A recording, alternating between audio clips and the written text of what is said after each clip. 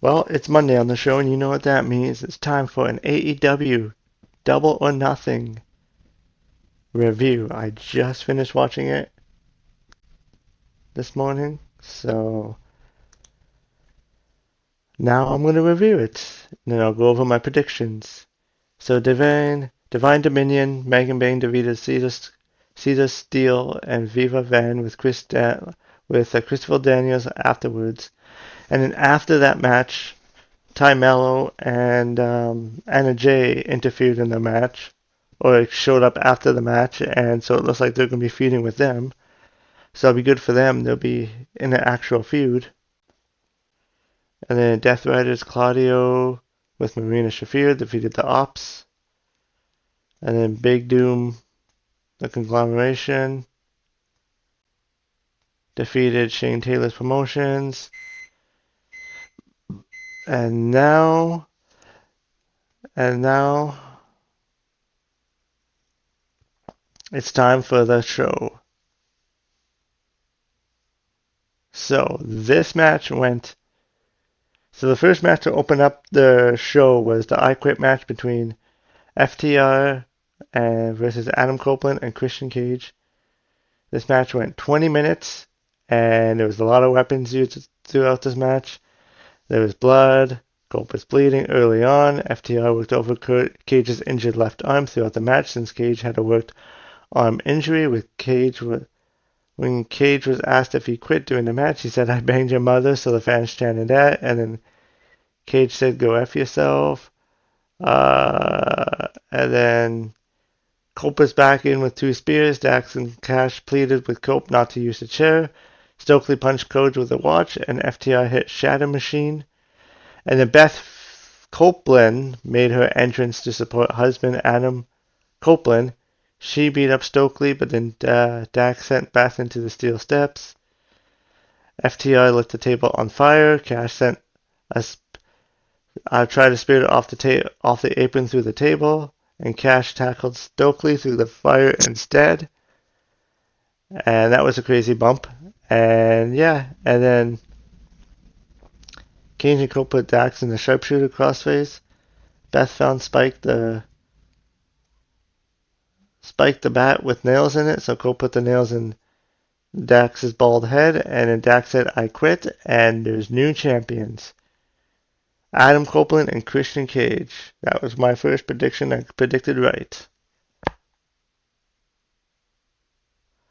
It was a great brawl to end the feud and the chaotic match that was full of some creative spots and big moments. And yeah, and the Canadians are champions. This is their first reign as AEW Tag Team Champions. So yeah, so we'll see where they go from here. Next up was Okada versus Tetsuya. This was an incredible match. This went 20 minutes. It was an even matchup against as they exchanged strikes. But yeah, but we have a new champion, Tetsuya. This is an incredible match between the two of the best wrestlers in the world, and they built up the final 5 minutes so well.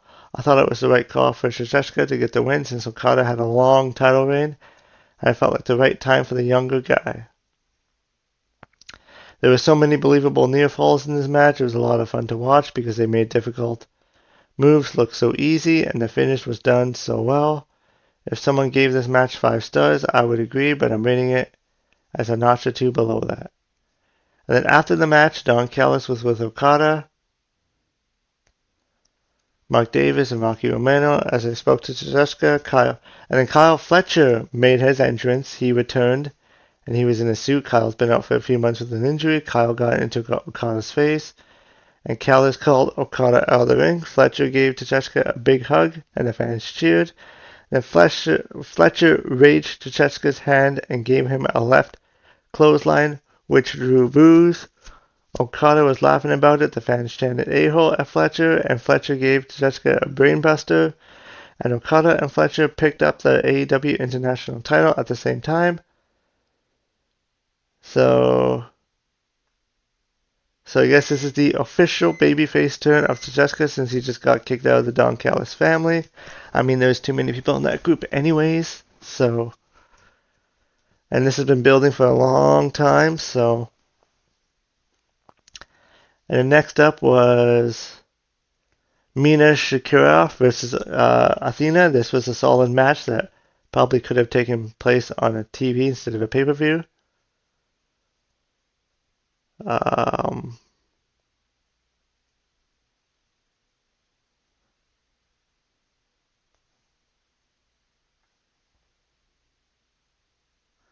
with Athena getting the win.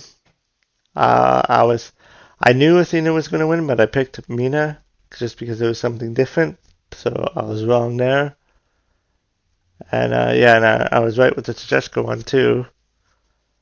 Um, they kept it at a certain level. And then the Jon Moxley versus Kyle O'Reilly. I think I said Kyle O'Reilly was going to win, and I was wrong there.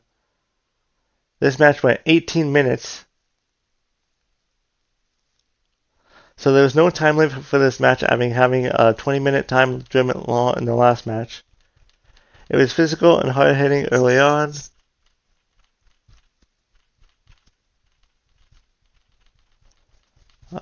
Kyle went for a submission early on. They did a spot where Kyle hit the stomp and Moxley hit a cutter. Moxley took control after a lariat.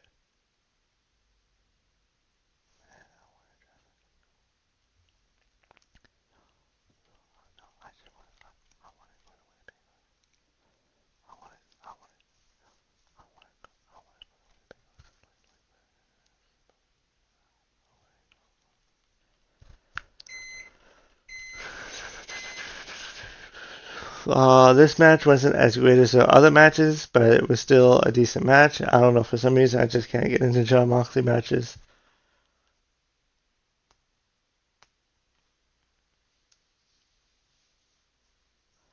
Next match was Will Ospreay versus Samoa Joe. I predicted that Will Ospreay was going to win, and he did. This match was an awesome match, as I expected it was going to be.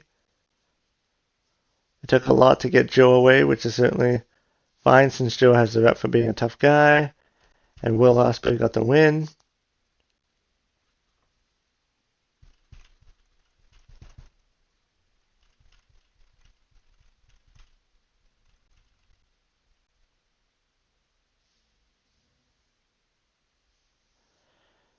And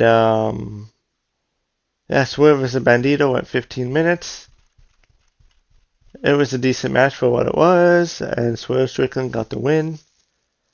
This match was so full of counter moves that worked well. It made you believe that Bandito might actually win.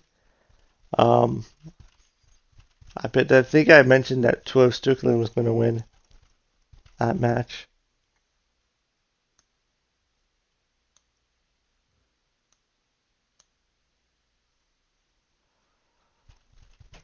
And then next up was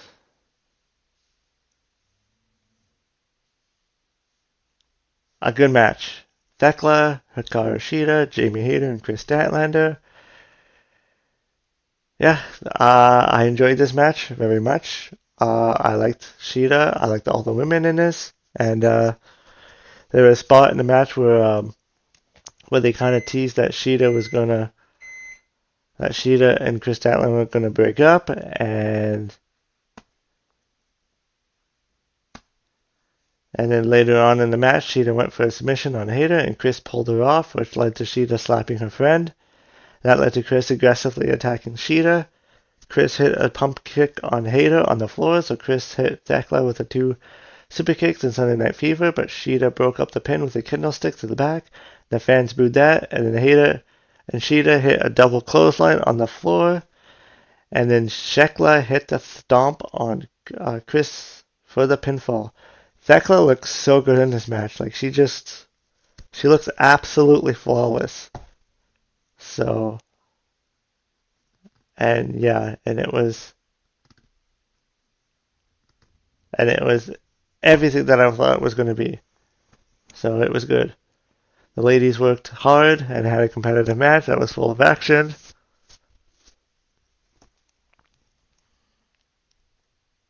And Thekla once again found a way to survive. And then next up was the Stadium Stampede match. So every time I think about a Stadium Stampede match, I always think it's going to be in the football arena. Because that's originally what it was for. Like when they did the first Double or Nothing show, it was in a Stadium Stampede. So originally I thought that was going to be it, but no, they did it in the ring. There was a lot going on in this match, so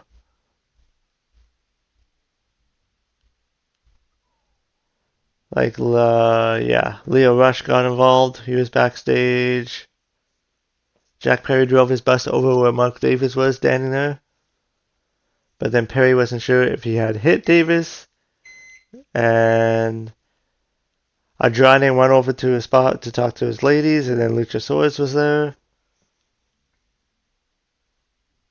and sprayed him, and then Ricochet was all alone in the ring against the 7 babyfaces on Jericho's team.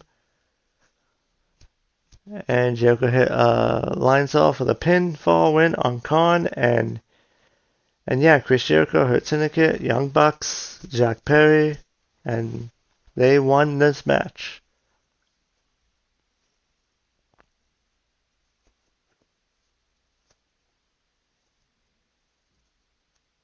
And then after the match, the Hurt Syndicate gave Chris Jericho the thumbs up to show they approve of working with him.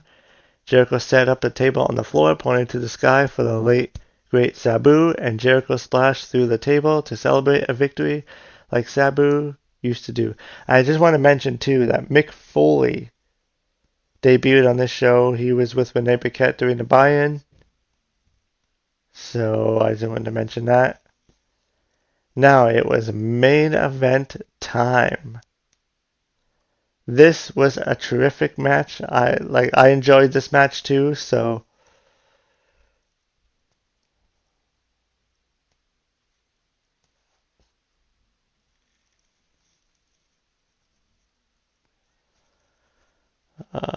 this match went a lot longer than the match they had on Dynamite. And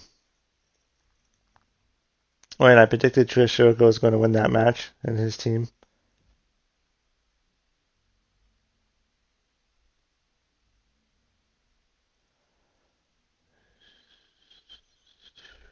Yeah, there's a bunch of near falls, and then Allen hit a coffin drop, put MJF through a table. Allen went up to the scaffolding structure by the entrance. He climbed up and then put MJF on the table by the barber's chair, hit a coffin drop to put MJF through the table. And then Allen stomped on MJF and applied the Scorpion Deathlock. But Allen countered it with a Scorpion Death Drop, but then MJF hit the top rope. MJF hit an avalanche tombstone off the middle turnbuckle, and MJF applied the sidelock takeover for the 1, 2, 3, and MJF is once again your world champion. After the match, MJF celebrated with the AEW World Championship. It's his 3rd reign. Darby Allin was placed on a stretcher. MJF taunted Allen by standing on the stretcher. The TNT champion Kevin Knight went to the ringside, so MJF ran away. Knight went on top and hit a UFO splash on Allen. Knight tossed the stretcher over while MJF was laughing about it. The medical team tried to get Allen back up, and that was the end of the show as Knight looked on. And that was a strange heel turn by Kevin Knight, who is beloved, yet he is attacking Allen, so that didn't kind of make sense to me, because he was kind of over as a babyface. But I guess we'll see where this will go. Guess we'll see on Dynamite where this goes. And this Dynamite and this pay-per-view had a runtime of 4 minutes and 12 seconds. So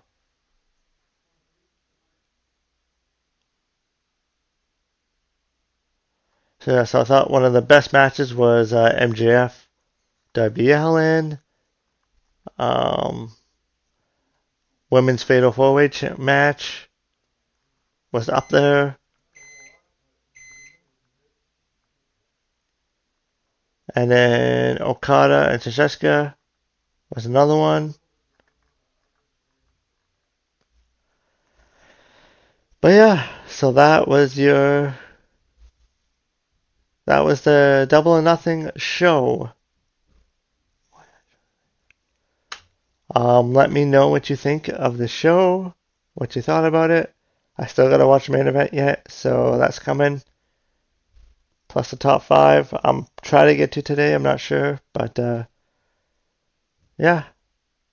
But until then, I'll see you in the next video.